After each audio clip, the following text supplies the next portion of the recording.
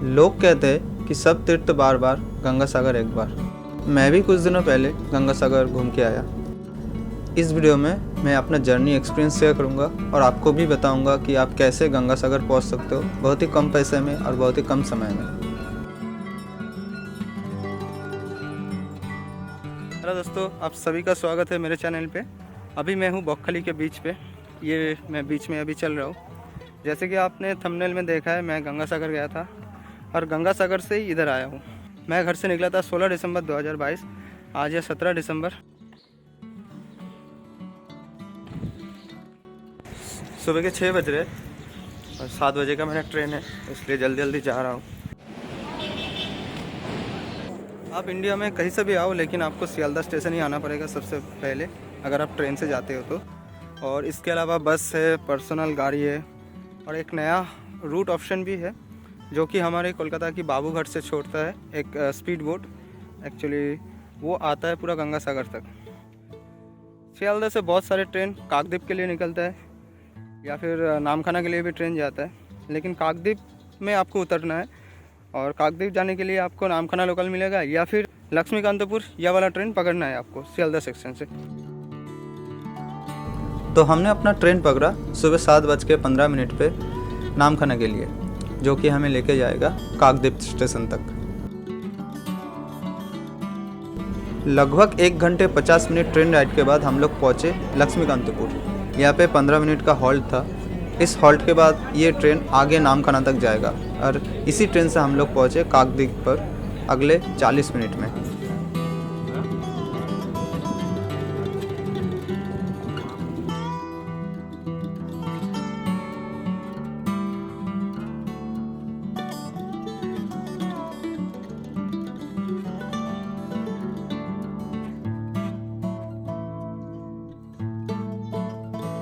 अगर आप लक्ष्मीकांतपुर आ जाते हो, उसके बाद काकद्वीप 4 या 5 नंबर स्टेशन होता है और उस टाइम वो बाहर का नज़ारा बहुत ही सुंदर होता है। मतलब पूरा विलेज दिखता है आपको। सिंगल लाइन मैटर है, इसलिए थोड़ा टाइम ज़्यादा लगता है। ये जगह देखिए कितना सुंदर है। मैं पूरा बालू के ऊपर चल रहा हूँ अभी।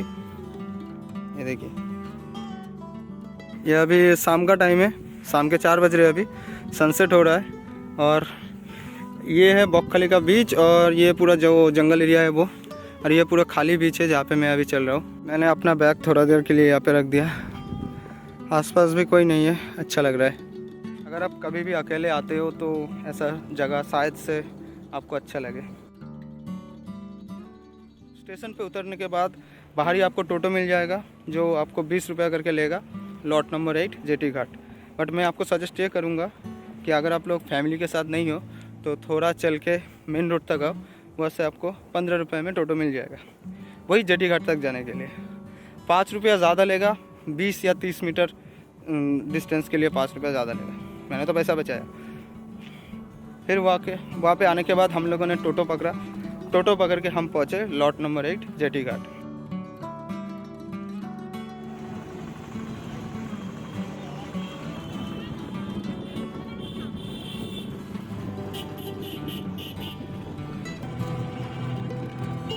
पंद्रह 20 मिनट में टोटो आपको जेटी घाट पहुँचा देगा और टोटो जहाँ पे उतारेगा वहाँ से जेटी घाट चल के सिर्फ 1 या 2 मिनट ही लगता है।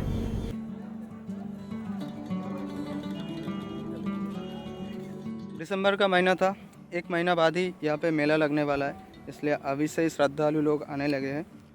मैं मेले के लिए नहीं आया था, मैं मेले के पहले जो सिचुएशन होता है कैसा रहता है वो मैं देखने आया था और थोड़ा शांति में देखने आया था, थोड़ा खाली में देखने आया था बस। जो वेसल है, जो एक्चुअल में नाव है जो आपको लेके जाएगा उस पार, उसका टिकट प्राइस है ओनली 9 रुपीज़, 9 रुपया ही लगता है आपको। लेकिन इस टाइम, मतलब दिसंबर के इस टाइम के बहुत ज़्यादा लाइन है। मैंने तो कुछ जुगाड़ करके लाइन में बीच में से घुस के ले लिया टिकट। आप लोग जब आओगे तब शायद खाली रहेगा, लेकिन दिसंबर और जनवरी के महीने में बहुत ही ज़्यादा लोग होते हैं।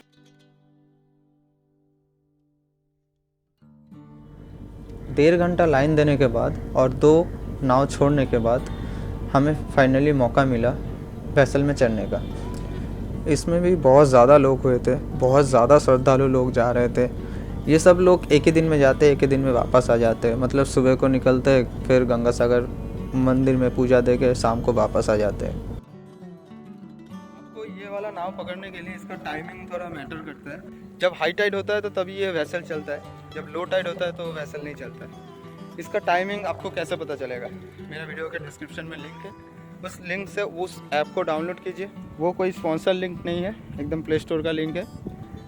उस ऐप को डाउनलोड करने के बाद वहाँ पे आपको पूरी इन्फॉर्मेशन मिल जाएगी कि वैसल कौन से दिन कितने बजे का है, सुबह से लेकर शाम तक, फर्स्ट वैसल कौन सा है, लास्ट वैसल कौन सा, मतलब टाइमिंग कौन सा है, वो आपको पता चल जाएगा।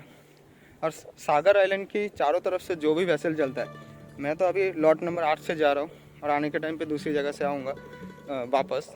तो अलग अलग जगह की अलग अलग टाइमिंग है, जो सारा कुछ आपको मिल जाएगा उस ऐप में। वैसल में चढ़ने के बाद इस साइड से दूसरी साइड जाने के लिए आपको 40 मिनट लग जाएगा। आप तो एक गंगा के ऊपर से जा रहे हो। दूसरा ये है कि आप वहाँ पे बहुत सारे सीगल देख पाओगे, जो आपके वैसल या फिर नाव के आसपास ही घूमता रहेगा, क्योंकि बहुत सारे लोग हैं जो खाना फेंकते हैं पानी में और वो सीगल वही सब खाना उठा के खाते हैं। तो देखने में बहुत अच्छा लगता है, उड़ के जाते हैं सामने से और मतलब खाना पिक करते हैं।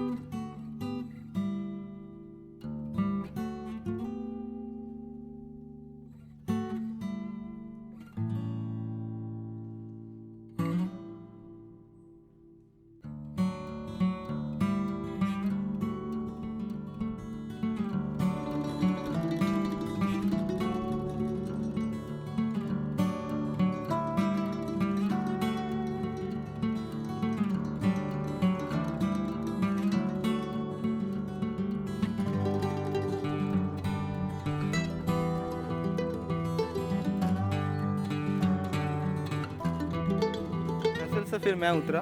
इस जगह का नाम है कोचुबेरिया। यहाँ से आपको बस या गाड़ी मिल जाएगा।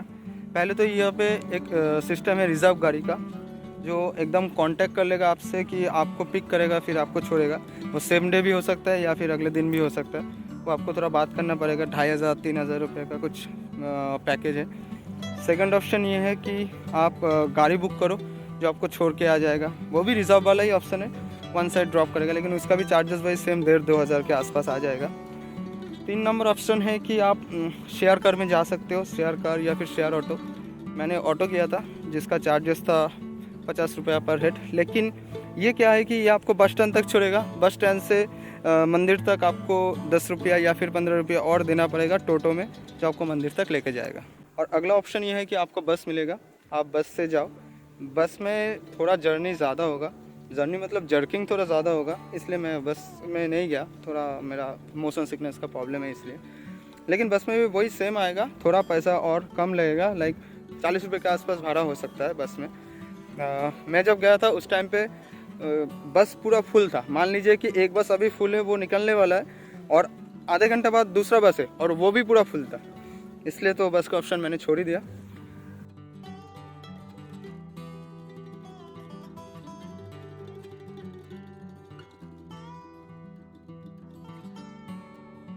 फिर बस स्टैंड से हम लोग पैदल चल दिए, क्योंकि हम लोग 3 बंदे थे तो कोई प्रॉब्लम नहीं था, हमें टोटो करने की कोई ज़रूरत नहीं थी, तो हम लोग पैदल चल दिए। यहाँ पे रहने के लिए बहुत सारा ऑप्शन है, कोई भी दिक्कत नहीं है। लेकिन हाँ, दिसंबर की 20 तारीख से बाद या फिर जनवरी 20 तारीख तक का मैं कोई गारंटी नहीं ले सकता, क्योंकि पूरा फुल रहता है। मैं भी जिस रूम पे गया था वो भी ऑलमोस्ट फुल था, मैं आगे दिखाने वाला हूँ। यहाँ पे यूथ हॉस्टल भी है, अगर आप चाहो तो हॉस्टल में शेयर करके रह सकते हो, जो भाड़ा कम लगेगा। मैंने तो पूछा नहीं, लेकिन आई गेस 300-350 के आसपास ही इसका रेंट होगा, या फिर उससे भी कम हो सकता है। फिर हम लोग मंदिर के सामने आए, लेकिन अभी हम लोग मंदिर के अंदर नहीं जा रहे, क्योंकि सारा दिन सुबह से निकले थे, एग्जॉस्ट है, इसलिए थोड़ा हम रूम ढूंढ रहे। रूम ढूंढने के बाद वहाँ पे थोड़ा फ्रेश होंगे, फिर बाद में आएंगे शाम को। इसलिए मैंने सोचा और सबको बोला कि चलो पहले रूम पे जाते हैं, थोड़ा फ्रेश होते हैं, फिर निकलते हैं। तो मैंने रूम लिया एकदम मंदिर के सामने ही। इसका मुझे भाड़ा पड़ा 500 रुपीज़ पर डे। इसका कॉन्टैक्ट नंबर आप डिस्प्ले में देख ही रहे हो अभी। अगर आप चाहो तो इसमें बुक कर सकते हो, लेकिन हम लोगों को बोला गया था कि एक ही दिन का रूम मिलेगा, जो हमें एक ही दिन के लिए चाहिए था, हमें ज़्यादा दिन के लिए नहीं चाहिए था। उनके पास ज़्यादा रूम था नहीं, इसलिए हमें बोला गया कि एक ही दिन के लिए मिलेगा, तो हम लोग भी एग्री हो गए थे। इस कॉटेज का नाम सागर कॉटेज है, जो आपको डिस्प्ले में अभी दिख ही रहा होगा। यहाँ पे रूम सिस्टम ऑलमोस्ट सभी सेम है, लेकिन थोड़ा ज़्यादा पैसे देने पर थोड़ा ज़्यादा अच्छा वाला रूम मिलेगा आपको। शायद उसमें टीवी है या फिर एसी वगैरह है। एसी रूम तो है ही, बगैर टीवी वगैरह भी हो सकता है। लेकिन हमने जो रूम लिया इसका भाड़ा पड़ा 500 रुपीज़। तो हम लोग 3 लोग थे, तो डिवाइड हो गया 3 लोगों पे, तो बहुत सस्ता में मिल गया। अगर मैं हॉस्टल में रहता तो शायद 500 रुपीज़ में 3 लोगों का नहीं होता। मिनिमम तो 200 रुपये करके लेता ना पर हेड, तो 600 रुपये जाता। तो उस हिसाब से हमको एक रूम मिल गया जिसका भाड़ा है ओनली 500 रुपीज़। तो हमें ऑलमोस्ट 160-165 के आसपास हमें पड़ा।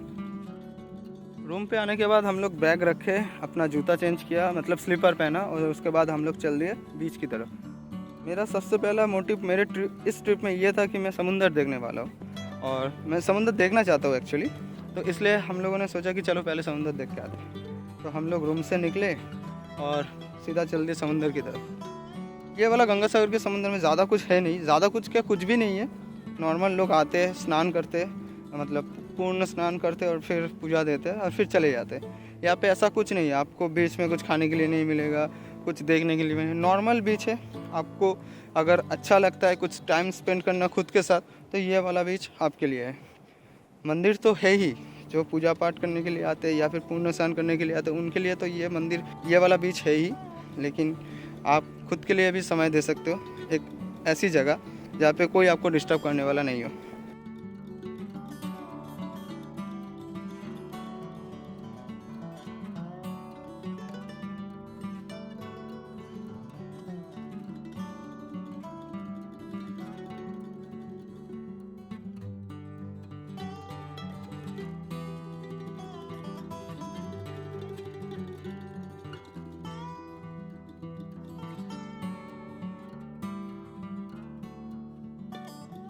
उसके बाद हम रूम पे आए, फिर ड्रेस चेंज किया और फिर नहाने के लिए चले गए समुंदर में। नहा के आने के बाद हम लोग फिर खाना खाने के लिए गए थे और इस टाइम पे मैंने खाया मछली भात, जो मुझे पड़ा था 80 रुपये के आसपास। तो खाना भी बहुत सस्ता है, ज़्यादा कुछ प्राइस नहीं है यहाँ पे, आप खा सकते हो।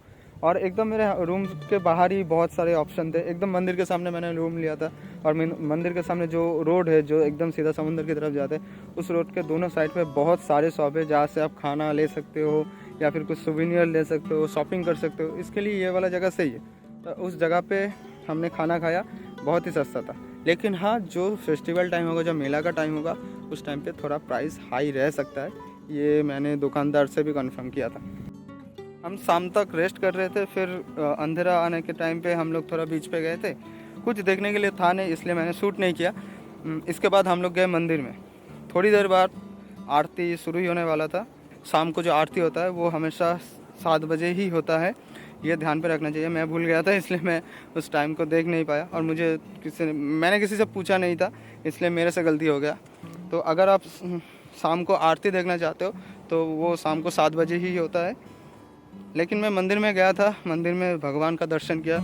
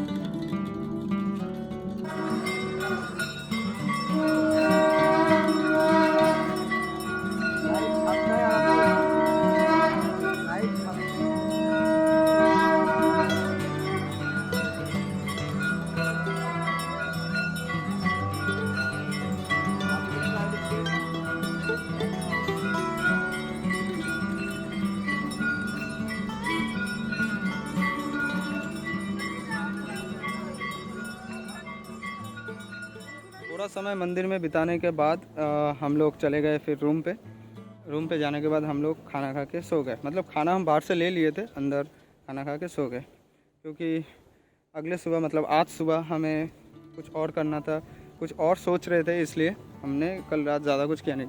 हम लोग सुबह नींद से उठे और हमारा सिर्फ 2 दिन का ही छुट्टी था, तो आज घर जाना है। तो घर जाने से पहले कुछ और करते। तो हम लोगों ने रात को ही डिसाइड कर लिया था कि आज हम जाएंगे बॉक्खाली। बॉक्खाली यहाँ से जाया जा सकता है, थोड़ा डिफ़िकल्ट है लेकिन पॉसिबल है।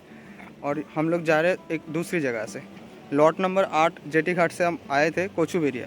और जाने के टाइम में अगर आप कोलकाता वापस जाते हो तो उसी से जाना पड़ेगा, लेकिन इस टाइम पे हम लोग जा रहे हैं किसी दूसरी जगह से। हम जा रहे हैं बेनूवन फेरी घाट से, और ये वाला जो रास्ता है ये हमें लेके जाएगा नामखाना तक। मतलब फेरी हम पकड़ेंगे बेनूवन से, वहाँ से फेरी पकड़ के हम जाएंगे नामखाना स्टेशन के सामने। वहाँ से हम लोग बस या ऑटो पकड़ के जाएंगे बॉक्खाली। बेनूवन जाने के लिए आपको मंदिर के सामने से टोटो पकड़ना पड़ेगा। टोटो में 2 जन अगर जाते हो तो 150 रुपया लेगा, और 3 जन या फिर उससे ज़्यादा मतलब 4 जन हो तो 200 रुपया लेगा। इसका मेथड मुझे नहीं समझ आया, कोई दूसरे आदमी को भी नहीं बिठाएगा शायद। हम लोग 3 जन थे, हम लोगों से 200 रुपया लिया। हम पहुँचे बेनूवन जेटी घाट। इस जेटी घाट में भी टाइमिंग होता है, कब फेरी चलेगा ये नहीं चलेगा, ये आपको वही ऐप में मिल जाएगा जो लिंक डिस्क्रिप्शन में। उसी लिंक से आप उस ऐप को डाउनलोड करो या फिर प्ले स्टोर में जाकर सर्च करो, आपको मिल जाएगा। तो उसी ऐप में आपको दिया जाता है कि कौन सा फेरी कहाँ से कितने बजे छोड़ेगा, वो टाइम को देख के आपको जाना पड़ेगा। तो हम लोगों ने भी टाइम देखा था, 8:30 बजे सुबह का एक फेरी होता है, जो सोचे थे कि हम लोग पकड़ेंगे, लेकिन अनफॉर्चुनेटली हम वो प्लान ड्रॉप किए। फिर हम सोचे कि 10 बजे का पकड़ेंगे, लेकिन बोलने के टाइम पे मैं इसलिए हंस रहा हूँ क्योंकि मुझे भी हंसी आ रहा है आप भी सोच के कि क्या ही कर दिए। तो हम लोगों ने जल्दी जल्दी पकड़ा कि 200 रुपया टोटो मांग रहे हैं, थोड़ा आगे जाएंगे तो थोड़ा कम होगा, लेकिन एक्चुअल में हमें कम कहीं पे नहीं मिला, 200 रुपया ही लिया। फिर 200 रुपया दे के हम लोग पहुँचे जब जेटी घाट में। उस टाइम पे टाइम हो रहा था 10:04। 10:04 हो रहा था, और उस 4 मिनट पहले अगर हम लोग पहुँचते तो शायद हमें जेटी मिल जाता, लेकिन वो जेटी वहाँ से निकल चुका था। और उसके बाद का जो जेटी है वो 11:30 बजे की है, जो कि 1.5 घंटा बाद है। तो 1.5 घंटे हमें वहीं पे बैठे रहना पड़ा। फिर दूसरा जेटी आया, फिर हम लोग वहाँ से चले, जो कि हमें 1 घंटा 45 मिनट लगा बेनूवन से नामखाना आने पे।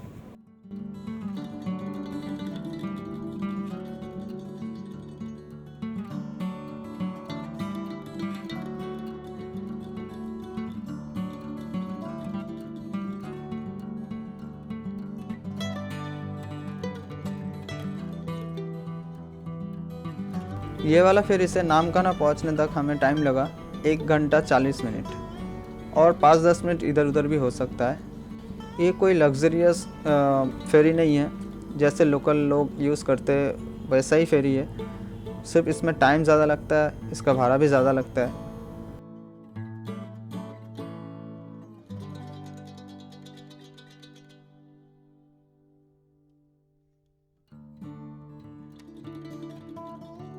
समुंदर में गंगा को मिलना आप इसी बोट पे जाने पर देख सकते हो। एक जगह पर गंगा की पानी एकदम समुंदर में मिल रहा है, वो देख के बहुत ही अच्छा लगा हम लोगों को, और नज़ारा भी बहुत सुंदर है।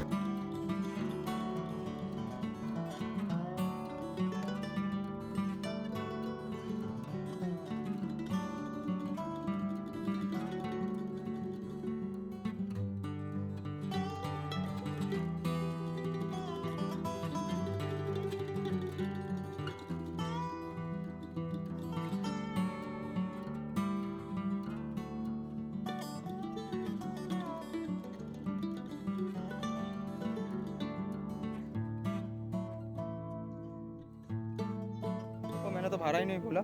इस फेरी में आपको ज़्यादा भाड़ा देना पड़ेगा, जो है 40 रुपया पर हेड आज की डेट के हिसाब से अभी तक, तो 40 रुपया देना पड़ा।